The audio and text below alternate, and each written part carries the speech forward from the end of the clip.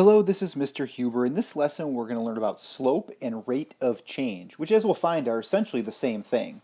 So slope, when we graph a line, it has a steepness, right? It's slanted one way or the other. That is the slope of the line. The slope of a line is the ratio of its vertical change, so up and down, and horizontal change, left and right. Okay, between any 2 points. If we have a line, the slope of the line is the same everywhere on that straight line.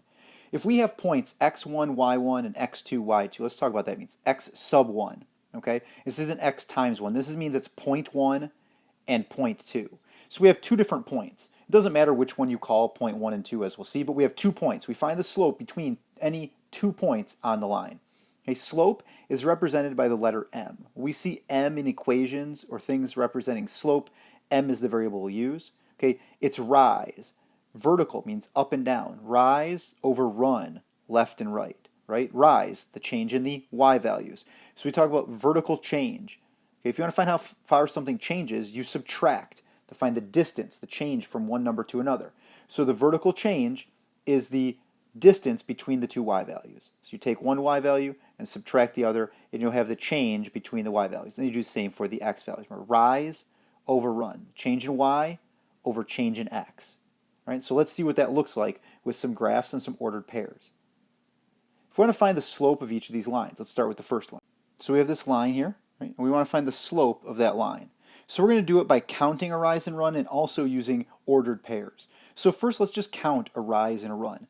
So you can pick any points on the line. It's good to pick ones that are right where grid lines cross. So like this point here, this one here, this one here, we know exact coordinates. If we pick a point right here, what are the coordinates at? How are we going to count up or down? I don't know. That's kind of in between two y values. It's in between two x values down here, so I wouldn't really know the coordinates for that. Okay, but this point right here, I know the coordinates. This point right here, I'd know the coordinates. So if I want to count rise and run, pick any point. So I'm going to start with this point right here. Okay, and then I'm going to go to this second point on the line. Again, any 2 points on the line.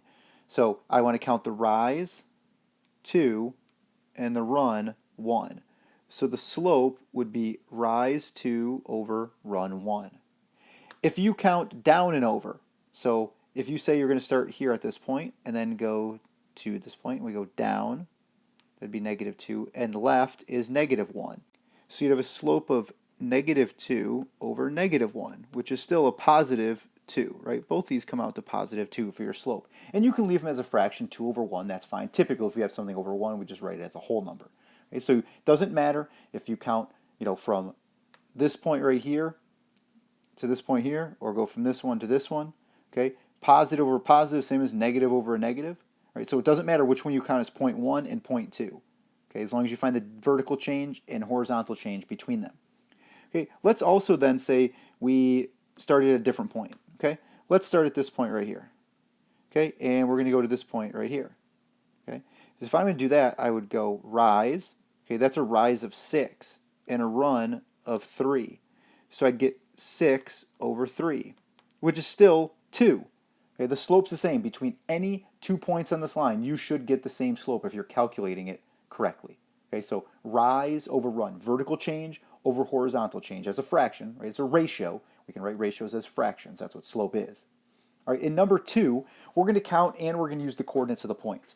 Okay, so first let's just count between the 2 points. And we can use any two, but there's 2 dots there. We're just going to use those. Okay, so I can count down, negative 3, and right 2. So my slope would be negative 3 over 2.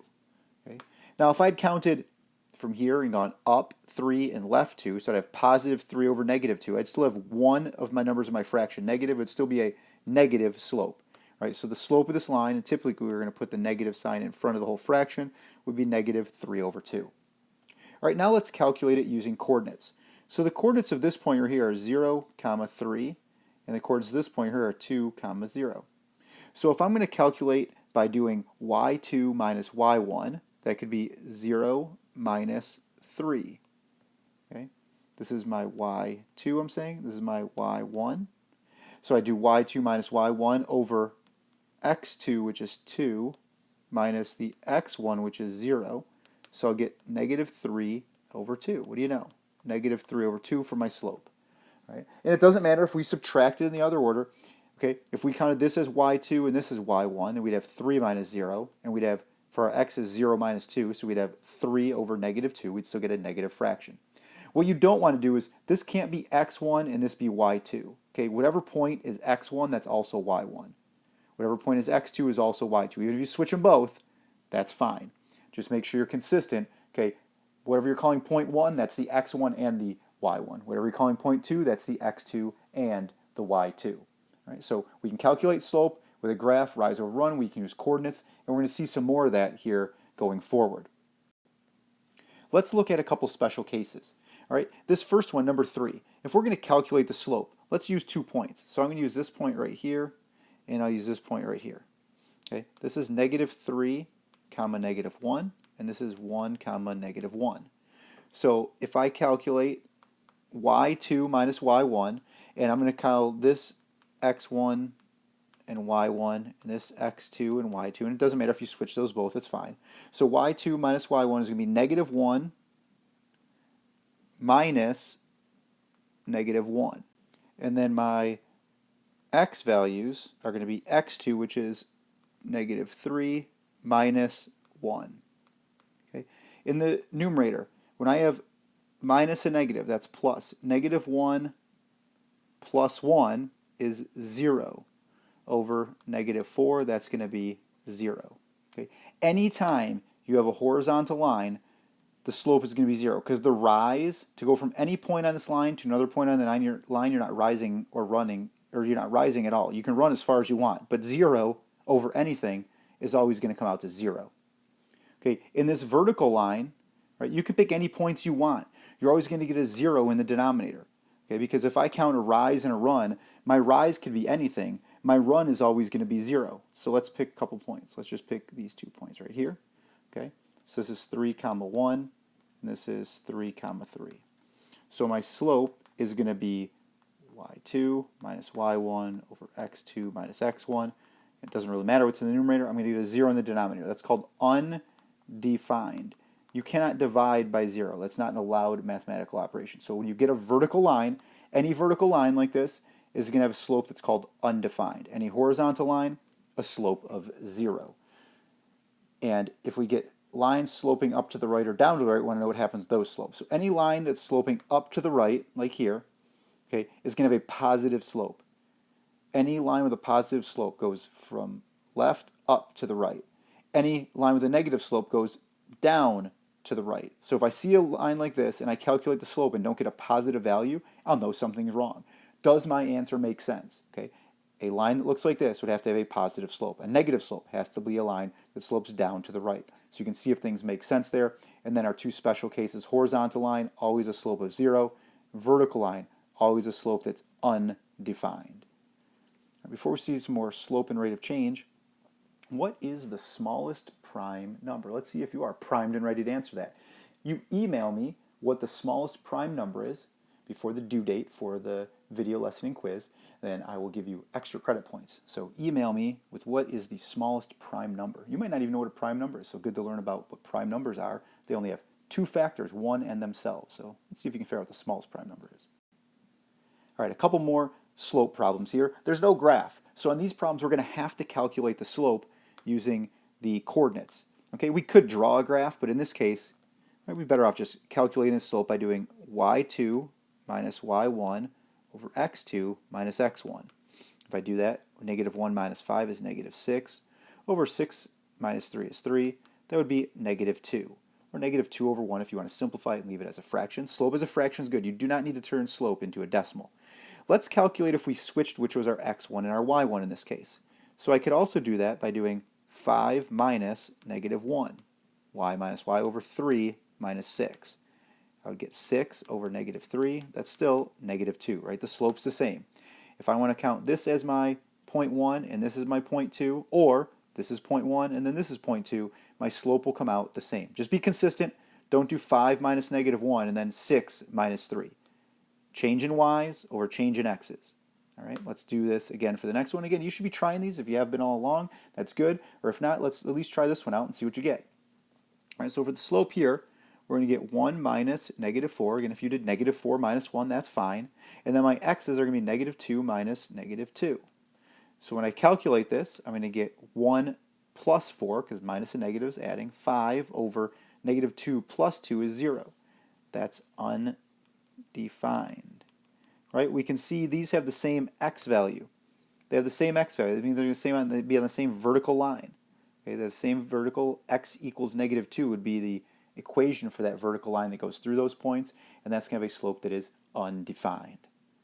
I've mentioned rate of change a couple of times. Let's look at that. So slope and rate of change are the same thing. Rate of change is a word we use more typically when we're applying to situations, real-world type scenarios for slope. Okay, so the rate of change, okay, is the ratio for one quantity with respect to another, right? That's what slope is. It's a change in y values, change in x values. Vertical change over horizontal change. Here, we're talking about changes in quantities. And the problem we're going to see here, we're going to use time and cost. So let's see how that would work. All right, in this problem, the table gives us the cost for using a computer at an internet cafe for any given amount of time. So if we use it for 2 hours, we cost $7. Use it for 4 hours, it costs $14. Use it for 6 hours, we spend $21. That's the cost. So we want to find the rate of change, okay, in cost with respect to time. So this is important. Cost to time. So we can also think of it when we make a table of values, right? These are our inputs right here. These are our outputs, right? So inputs are typically our x's, outputs are our y's. So we can use any of those points. It doesn't matter, okay? I'm going to say this is x1 and y1. And I'll say this is x2 and y2, okay? Let's calculate, and then we'll use 2 other points to see that it comes out the same. So my slope here, my rate of change, is going to be 14 minus 7 over 4 minus 2. That's 7 over 2. Okay? If I want to keep this as my x1 and my y1, but I'm going to say this is my x2 and y2. Okay? Now I would do, the slope is 21 minus 7 over 6 minus 2. That's 14 over 4, which would be simplified as 7 over 2. Right? The slope's the same. It does not matter. Okay? Any 2 points on the line, the slope should be the same. The rate of change of that graph will be the same no matter where we are on the graph. And now we want to go back to, did I answer the problem? Okay, we found 7 over 2, but what does that mean for this situation? When we get a real world scenario, we want to answer what it means in the real world. Okay, so find the rate of change in cost with respect to time. So let's put some units on this. In this case, we might be useful to turn this into a decimal. Okay, 7 over 2 would be 3.5, or we could equate that to this problem to $3.50 per hour, right? Cost with respect to time. So the cost is changing by 3.5, $3.50 every hour. Cost with respect to time, like a unit rate we've talked about before. So it's $7 every 2 hours. At a unit rate, that'd be $3.50 every hour. All right, so slope, rate of change, are how we measure the rate of the vertical change compared to the horizontal change. Okay, think of inputs and outputs when we get to these situations that are real world. And keep in mind what happens when you calculate rise over run using coordinates, y's, change in y's over change in x's. Be consistent with what you're calling point 1 and point 2. Right? And remember, any 2 points on the line should give you the same slope if you're calculating it correctly.